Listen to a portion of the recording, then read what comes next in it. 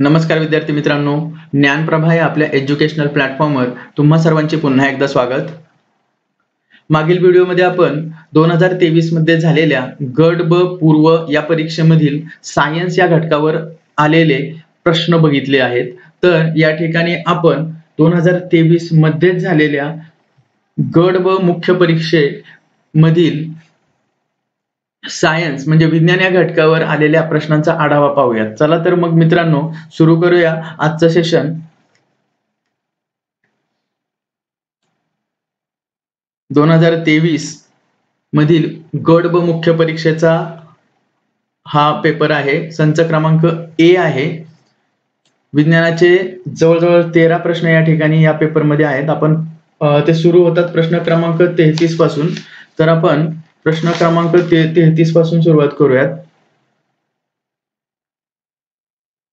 Okay मित्रांनो, okay तर पहिला जो प्रश्न आहे विज्ञान विषयाचा, त्यामध्ये प्रश्न क्रमांक 33 काय म्हणतो, खालीलपैकी कोणते सर्वात भेदक आहेत? भेदक म्हणजे काय? भेदक म्हणजे काय? Most penetrating. खाली काही किरणांची रेसची उदाहरणं दिलेली आहेत, नावं दिलेली आहेत. तर अल्फा कण आहे, इलेक्ट्रॉन आहे, पॉझिट्रॉन आहे, गॅमा किरण आहे. तर यामधील सर्वात भेदक कोणतं आहे? तर या ठिकाणी लक्षात घ्या, अल्फा कण आहेत ते पॉझिटिव्हली चार्ज असतात. त्याच्यामध्ये 2 प्रोटॉन आणि 2 न्यूट्रॉन असं अल्फा कण बनलेलं आहे. त्यानंतर इलेक्ट्रॉन हे निगेटिव्हली चार्ज आहेत, पॉझिट्रॉन हे पॉझिटिव्हली चार्ज आहेत, इलेक्ट्रॉनच्या एक्झॅक्टली अपोजिट. आणि गॅमा किरण हे हायली पेनिट्रेटिंग जे किरण आहेत ते गॅमा किरण आहेत. ठीक आहे. तर गॅमा किरण यांची वेव्हलेंथ सर्वात कमी आहे, त्यामुळे त्यांची एनर्जी आणि पेनिट्रेशन पॉवर ही सर्वात जास्त आहे. अल्फा कण हे सर्वात जास्त आयोनायझिंग पॉवर असणारे रेज आहेत. जर आपल्याला प्रश्न असा विचारला की सर्वात जास्त आयोनायझेशन प्रॉपर्टी असणारा घटक किंवा असणाऱ्या रेज कोणत्या, तर अल्फा रेज किंवा अल्फा कण हे त्याचं उत्तर येऊ शकेल. इलेक्ट्रॉन तर हे निगेटिव्हली चार्ज आहेत, पॉझिट्रॉन हे पॉझिटिव्हली चार्ज आहे. म्हणून आपल्या प्रश्नाचं उत्तर येईल पर्याय क्रमांक 4, गॅमा किरण हे सर्वात भेदक आहेत. पुढचा प्रश्न पाहूयात. पुढचा प्रश्न बघा, प्रश्न क्रमांक 34 काय म्हणतोय, खालीलपैकी कोणते तरंग हे यांत्रिक तरंगाचे उदाहरण आहे? खाली काही तरंगांची नावं दिली, तरंगांची उदाहरणं दिलीत आणि त्या तरंगांपैकी कोणतं यांत्रिक तरंगाचे उदाहरण आहे असा प्रश्न आहे. तर या ठिकाणी आपल्याला तरंगांचे प्रकार माहिती पाहिजेत. तरंगांचे 2 प्रकार आहेत बघा, मेकॅनिकल वेव्हज आणि इलेक्ट्रोमॅग्नेटिक वेव्हज. ठीक आहे. तर मेकॅनिकल वेव्हज म्हणजे यांत्रिक तरंग म्हणजे असे तरंग की ज्यांना त्यांच्या वहनासाठी, त्यांच्या मुवमेंटसाठी कोणत्या तरी काय म्हणता येईल त्याला, मीडियमची गरज असते. तर या अशा तरंगांना, ज्या तरंगांना त्यांच्या वहनासाठी मीडियमची गरज असते, तर अशा तरंगांना मेकॅनिकल वेव्हज म्हणतात. आणि ज्या तरंगांना त्यांच्या वहनासाठी कोणत्याही मीडियमची गरज नसते त्यांना इलेक्ट्रोमॅग्नेटिक वेव्हज असे म्हणतात. हा थोडक्यात डिफरन्स या 2 प्रकारच्या वेव्हज मध्ये आहे. या ठिकाणी काही तरंगाची नावं दिली बघा. प्रकाश तरंग दिले. प्रकाश तरंगाला मीडियमची गरज नसते मित्रांनो, म्हणून तर तो सूर्यापासून पृथ्वीपर्यंत जो प्रकाश येतो तो येऊ शकतो. पृथ्वी आणि सूर्य यामध्ये काही मीडियम आहे का? जरी पृथ्वीच्या भोवती वातावरण हे मीडियम असेल, परंतु त्याच्या पलीकडे सूर्यापर्यंत काही मीडियम नाही, तो निर्वात भाग आहे, व्हॅक्यूम आहे पूर्ण, तरी सुद्धा तिथून प्रकाश पास होतो. म्हणून प्रकाश तरंग हे यांत्रिक तरंगाचे उदाहरण होऊ शकत नाही. ध्वनी तरंग मित्रांनो, निर्वात जर क्षेत्र असेल तर ध्वनीचे वहन होत नाही, लक्षात घ्या. म्हणून ध्वनी ट्रान्सफर होण्यासाठी त्याला मीडियमची आवश्यकता असतेच. म्हणून आपलं योग्य उत्तर येईल ध्वनी तरंग, जे यांत्रिक तरंगाचे उदाहरण आहे. रेडिओ तरंगाला पण मीडियमची आवश्यकता नसते, त्यामुळं रेडिओ तरंग हे देखील यांत्रिक तरंगाचे उदाहरण नाही आणि त्याचप्रमाणे दूरचित्रवाणी तरंग हे देखील यांत्रिक तरंगाचे उदाहरण नाही. यांत्रिक तरंगाचे आणखीन एक उदाहरण जर सांगायचं झालं तर प्रेशर वेव्हज हे देखील यांत्रिक तरंगाचे उदाहरण सांगता येईल.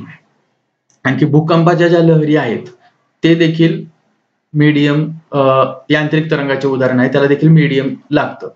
ठीक आहे, म्हणून यांत्रिक तरंगाचे उदाहरण कोणतं आहे? ध्वनी तरंग हे. पुढचा प्रश्न बघूयात, प्रश्न क्रमांक 35. आंतरतारकीय अंतरे. ठीक आहे, आंतरतारकीय अंतरे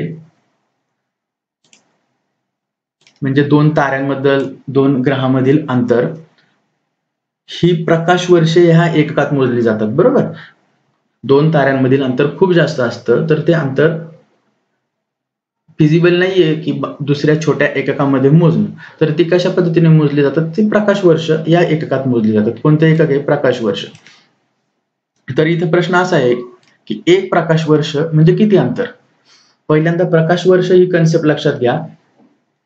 प्रकाश वर्ष म्हणजे काय? तर एका वर्षामध्ये म्हणजे 365 दिवसामध्ये प्रकाश किती ट्रॅव्हल करतं. ठीक आहे, जितकं अंतर प्रकाश ट्रॅव्हल करू शकल एका वर्षामध्ये त्या अंतराला एक प्रकाश वर्ष असे म्हणतात. लक्षात घ्या, हे अंतर अतिशय मोठं येईल. जर तुम्ही प्रकाशाचा वेग किती आहे हे तुम्हाला माहिती आहे का? प्रकाशाचा वेग आहे 3 × 10⁸ मीटर, 3×10⁸ एवढं मीटर एका सेकंदामध्ये प्रकाश ट्रॅव्हल करू शकतं. तर विचार करा, एका मिनिटामध्ये किती, एका तासामध्ये किती आणि एका दिवसामध्ये किती, अशा पद्धतीने एका वर्षामध्ये किती. तर हे सर्व गणित केल्यानंतर जे आपल्याला उत्तर येईल ते उत्तर असतं 9.46 × 10⁻15 मीटर. ही कन्सेप्ट आहे, ही फॅक्ट आहे, ही लक्षात ठेवा. कन्सेप्ट जरी नाही लक्षात राहिली, प्रकाश वर्ष ही कन्सेप्ट तर लक्षात आलीच पाहिजे. त्यानंतर प्रकाश वर्ष, एक प्रकाश वर्ष म्हणजे किती अंतर हे लक्षात ठेवा. 9.46 × 10⁻15 मीटर. जर प्रश्न असा विचारला एक प्रकाश वर्ष म्हणजे किती किलोमीटर, तर इथे घातांकांमध्ये थोडासा बदल होईल, ते कॅल्क्युलेशन करून बघा. किंवा तुम्ही प्रश्न घ्या, एक प्रश्न घ्या, त्याचं उत्तर कमेंट करा. एक प्रकाश वर्ष म्हणजे किती किलोमीटर अंतर होईल? कमेंट करून सांगा बरं. एक प्रकाश वर्ष म्हणजे किती किलोमीटर अंतर? इथं मीटर मध्ये अंतर दिलेलं आहे तुमच्या समोर, फक्त त्याला किलोमीटर मध्ये कन्वर्ट करायचंय. तर ते कन्वर्ट करून कमेंट करा मित्रांनो. एक प्रकाश वर्ष म्हणजे किती किलोमीटर अंतर? नेक्स्ट प्रश्न बघूयात. नेक्स्ट प्रश्न आहे प्रश्न क्रमांक 36. शेवाळ या घटकावर आहे. शेवाळ. तर इथे बघा, जोड्या जुळवण्यासाठी सांगितलं आहे. तर एका गटामध्ये काय दिलंय, तर शेवाळाचे काही गट दिलेत आणि त्या शेवाळाच्या गटामध्ये आढळणारं पिगमेंट म्हणजे रंगद्रव्य यांची नावं दिलीत. तर कोणत्या गटामध्ये कोणतं रंगद्रव्य आढळतं, अशा पद्धतीने जोड्या लावायच्या. एकदम सोपा प्रश्न आहे. जर तुम्हाला क्लोरोफायसी म्हणजे ग्रीन अल्गी हे जर माहिती असेल आणि त्यामध्ये क्लोरोफिल ए आणि क्लोरोफिल बी या नावाचं जर पिगमेंट असतं हे माहिती असेल, तर इथे बघा अ चं उत्तर येईल 1. अ चं 1 असणारा केवळ पर्याय नंबर 2 आहे. म्हणून आपलं डोळे झाकून उत्तर येईल पर्याय क्रमांक 2. 36चं उत्तर येतं पर्याय क्रमांक 2. फिओफायसी. फिओफायसी मध्ये पिगमेंट असतो फ्युकोझॅन्थिन. क रोडोफायसी. रोडोफायसी मध्ये पिगमेंट असतो फायकोइरिथ्रिन. आणि क्रायसोफायसी. क्रायसोफायसी मध्ये पिगमेंट असतो फायकोक्रायसिन.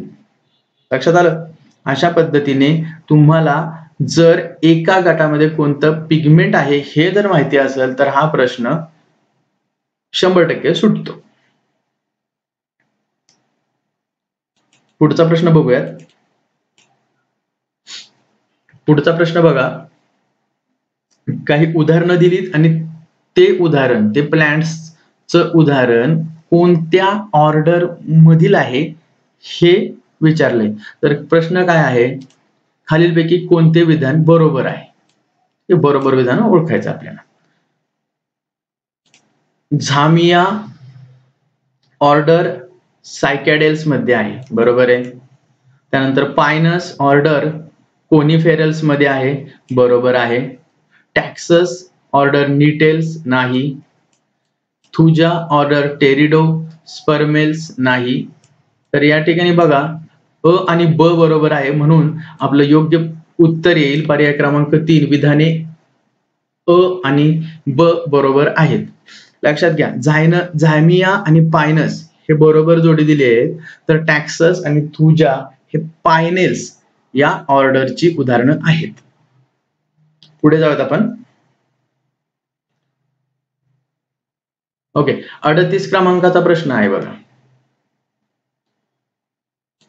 इंटरव्हेनल क्लोरोसिस हे वनस्पतींच्या पानावर कोणत्या घटकाच्या कमतरतेमुळे दिसून येते, असा प्रश्न आहे. इंटरव्हेनल क्लोरोसिस म्हणजे नेमकं काय, तर हा एक प्रकारचा सिम्पटम आहे, हा एक डिसीज आहे. त्या डिसीज मध्ये कोणता तरी एक इसेन्शियल घटक आहे जो वनस्पतींना न मिळाल्यामुळे किंवा कमी प्रमाणात मिळाल्यामुळे या प्रकारचा डिसीज होतो. त्यामध्ये त्याचं नाव आहे इंटरव्हेनल क्लोरोसिस. यामध्ये होतं काय, तर जे पानं आहेत वनस्पतीचे, त्या पानांमधील वेन्स म्हणजे शिरा आहेत त्या हिरव्या राहतात, पण त्या 2 शिरांमधील पानांचा जो भाग आहे तो पिवळा पडतो. इंटरव्हेनल क्लोरोसिस म्हणजे काय, तर तो हिरवेपणा जातो. इंटरव्हेनल जो सेगमेंट आहे पानांमधील त्यामध्ये क्लोरोसिस होतं. ठीक आहे. तर अशा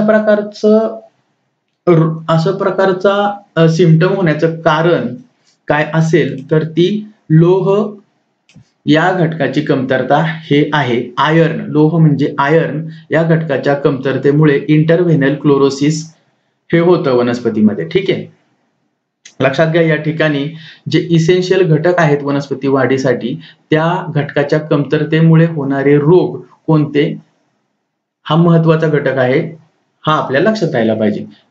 म्हणजे इसेन्शियल मूलद्रव्य कोणती, त्यांच्या कमतरतेमुळे होणार रोग कोणते, आजार कोणते. ठीक आहे, नेक्स्ट प्रश्न बघूया. नेक्स्ट प्रश्न माहिती अधिकारावर आहे, ते काय आपण पाहणार नाही या ठिकाणी. आता आपण प्रश्न क्रमांक 46 बघूयात. प्रश्न क्रमांक 46 काय म्हणतोय, तर रबराचे वल्कनीकरण या प्रक्रियेमध्ये, केमिस्ट्रीवरील प्रश्न आहे. रबराचे वल्कनीकरण या प्रक्रियेमध्ये टिंबटिंब हा कच्च्या रबर बरोबर एका विशिष्ट तापमानात तापवतात. बरं, रबराचे वल्कनीकरण म्हणजे काय, वल्कनायझेशन ऑफ रबर म्हणजे काय, तर काय, तर सल्फर म्हणजे गंधक याबरोबर रबर, कच्चं जे रबर असतं तर ते आणखी कठीण करण्यासाठी ही वल्कनायझेशन नावाची टेक्निक वापरली जाते. त्यामध्ये करतात काय, तर सल्फर हे रबर सोबत एका विशिष्ट तापमानाला तापवतात. त्याने काय होतं, रबराची स्ट्रेंथ वाढते. ठीक आहे, तर वल्कनायझेशन ऑफ रबर म्हटलं की सल्फर हे डोळ्यासमोर आलं पाहिजे. सल्फर किंवा गंधक, मराठीमध्ये गंधक असं म्हणतात. तर या प्रश्नाचं योग्य उत्तर येईल पर्याय क्रमांक 4, सल्फर. ठीक आहे, नेक्स्ट प्रश्न बघूयात आपण. प्रश्न क्रमांक 47, कागदाचे ब्लिचिंग करण्यासाठी कोणते रसायन वापरले आहे. पुन्हा एकदा केमिस्ट्रीवरील प्रश्न आहे. अप्लाइड केमिस्ट्री म्हणजे एखाद्या केमिकल्सचं ह्युमन युजेस मधील ह्युमन साठी होणारे यूज आहेत. जसं की बघा आता वल्कनायझेशन ऑफ रबर, इथं ब्लिचिंग ऑफ पेपर दिलंय, कागदाचे ब्लिचिंग. तर अशा काही विशिष्ट प्रोसेसमध्ये जे काही केमिकल वापरले जातात तर त्यांच्याबद्दल माहिती खूप महत्वाची आहे. तर बऱ्याचदा त्याच अनुषंगाने प्रश्न विचारलेला आहे. लक्षात घ्या. कागदाची ब्लिचिंग करण्यासाठी कोणते रसायन वापरले जातं? तर इथं कागदाची ब्लिचिंग म्हणजे काय, तर कागद कशापासून तयार करतात? कागद तयार करतात लाकडापासून. तर तो तयार करत असताना आपल्याला पांढरा कागद तयार करायचा आहे, तर त्या कागदाच्या कच्च्या कागदामध्ये, कागदाच्या पल्पमध्ये काही रंग असतात नॅचरली. तर ते रंग घालवण्यासाठी, ब्लिचिंग करण्यासाठी बघा हायड्रोजन पेरॉक्साईड म्हणजे H2O2 हे वापरलं जातं. तर का हायड्रोजन पेरॉक्साईड हे काय आहे, तर पॉवरफुल ऑक्सिडायझिंग एजंट आहे ते, हे लक्षात घ्या. तर त्या कारणाने कागदाच्या ब्लिचिंग मध्ये हायड्रोजन पेरॉक्साईड हे वापरलं जातं. ठीक आहे, म्हणून आपलं योग्य उत्तर येईल पर्याय क्रमांक 3, हायड्रोजन पेरॉक्साईड. कागदाची bleaching, hydrogen peroxide, vulcanization of rubber, sulphur. ठीक आहे, या गोष्टी अशा प्रकारे लक्षात घ्या. कमर्शियल युजेस आहेत ना केमिकलचे, त्यावर बहुतेक करून प्रश्न बनतो. पुढचा पण प्रश्न त्याच प्रकारचा आहे बघा. प्रश्न क्रमांक 48 काय सांगतो बघा. मूर्छित हे कोणत्या आजाराचे निदान करताना रक्त तपासणी करता वापरतात? बघा, पहिल्यांदा आपल्याला माहिती पाहिजे मूर्छित म्हणजे काय. त्याला ब्ल्यू विट्रॉल असं म्हणतात आणि कॉपर सल्फेट हे त्याचं केमिकल नाव आहे. ब्ल्यू विट्रॉल किंवा मूर्छित किंवा कॉपर सल्फेट हे ॲनिमिया रोगाच्या निदानासाठी, डायग्नोसिससाठी वापरलं जातं. तर इथे बघा, ॲनिमिया मध्ये हिमोग्लोबिन चेक करण्यासाठी, हिमोग्लोबिनचं प्रमाण चेक करण्यासाठी मूर्छित म्हणजे कॉपर सल्फेट वापरलं जातं. असे त्यांचे कमर्शियल युजेस, जसं की आधी पण सांगितलं, कमर्शियल युजेस ऑफ केमिकल्स म्हणजे मेडिकल फील्डमध्ये असेल किंवा दुसऱ्या कोणत्या अप्लाइड फील्डमध्ये असेल, तर त्या ठिकाणी त्या केमिकल्सचा काय यूज होतो हे माहिती पाहिजे. पुढचा प्रश्न आपण पाहू. पुढचा प्रश्न, काही प्रश्न कॉम्प्युटरवर आहेत बघा. प्रश्न क्रमांक 53 बघा, आपल्या इंटरेस्टचा प्रश्न आहे. आर्थ्रोपोडा जातीय प्राण्यांचे विशिष्ट गुणधर्म कोणते? सर्वात सिंपल प्रश्न आहे.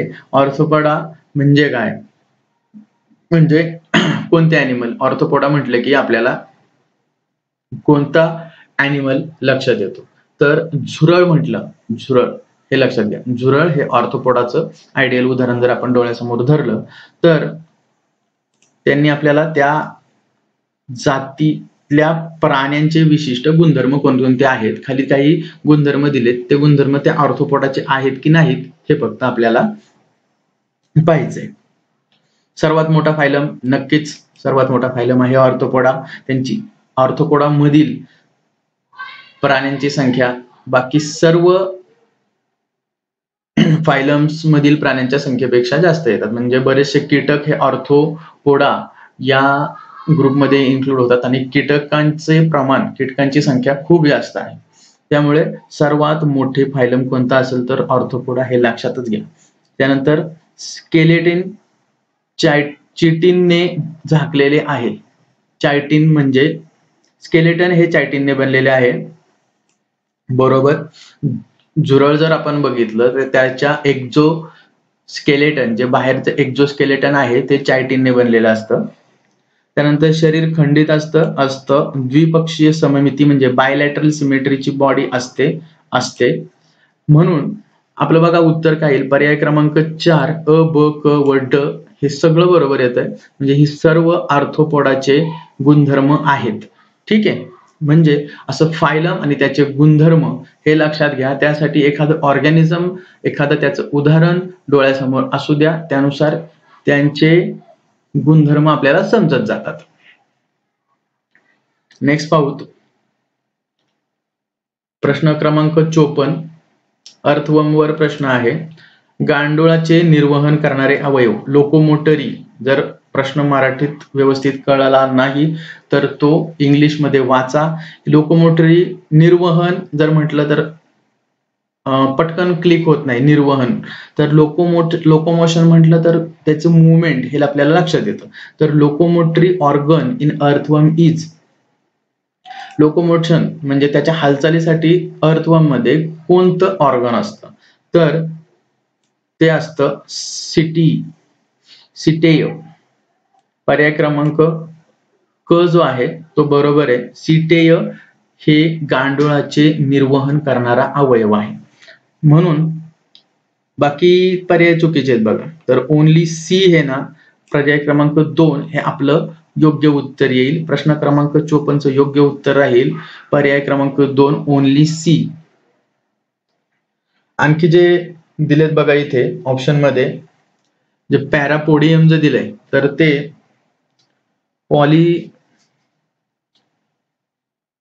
पॉलीचिट वर्म यामधील ते आढळतात. त्यानंतर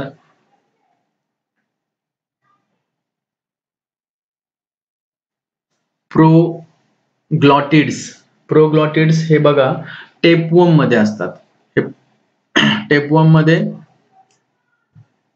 प्रोग्लॉटिड्स आणि पॉलीचिट मध्ये पॅरापोडियम.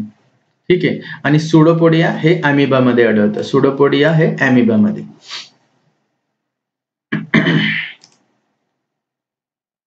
ठीक आहे. तर 54चं उत्तर आहे ओनली सी. सिटेय हे गांडुळाचे निर्वहन किंवा लोकोमोशन करणारं ऑर्गन आहे सिटेय. गांडुळाबद्दल बऱ्याचदा प्रश्न असतो. अर्थवर्म चांगल्या प्रकारे स्टडी करा. अर्थवर्म झालं, कॉकरोच झालं, हे चांगल्या प्रकारे स्टडी करा. 55 क्रमांकाचा प्रश्न आहे बघा. अपृष्ठवंशीय प्राण्यांचा दुसरा सर्वात मोठा गट कोणता? म्हणजे बघा आपण पहिल्यांदा काय बघितलंय, एक अपृष्ठवंशीय. तर एक फायलम बघितलं मागे आपण, सर्वात मोठं फायलम, तर ते कोणतं आहे? तर ते आहे आर्थ्रोपोडा. ठीक आहे. झुरळ ज्या गटात येतं ते सर्वात मोठा फायलम आहे, तो आहे आर्थ्रोपोडा. ठीक आहे. आता इथे प्रश्न काय आहे, अपृष्ठवंशीय प्राण्यांचा दुसरा सर्वात मोठा गट, दुसरा सर्वात मोठा गट कोणता? तर या ठिकाणी मोलुस्का म्हणजे ज्या ग्रुपमध्ये खेकडा किंवा स्नेल हे येतं, तर तो मोलुस्का ग्रुप आहे, तो दुसरा सर्वात मोठा गट आहे अपृष्ठवंशीय प्राण्यांचा. ठीक आहे.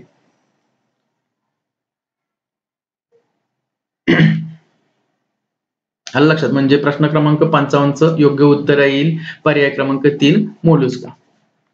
ठीक आहे. आता या ठिकाणी बघा विज्ञानावरील प्रश्न संपलेले आहेत बघा. ओके.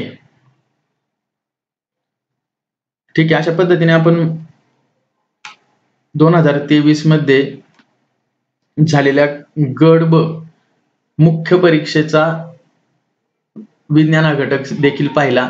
या अगोदरच्या व्हिडिओमध्ये आपण गट ब पूर्व परीक्षेचा विज्ञान हा घटक पाहिलाय, तो सुद्धा व्हिडिओ पाहून घ्या. जर काही शंका असेल तर कमेंट करा.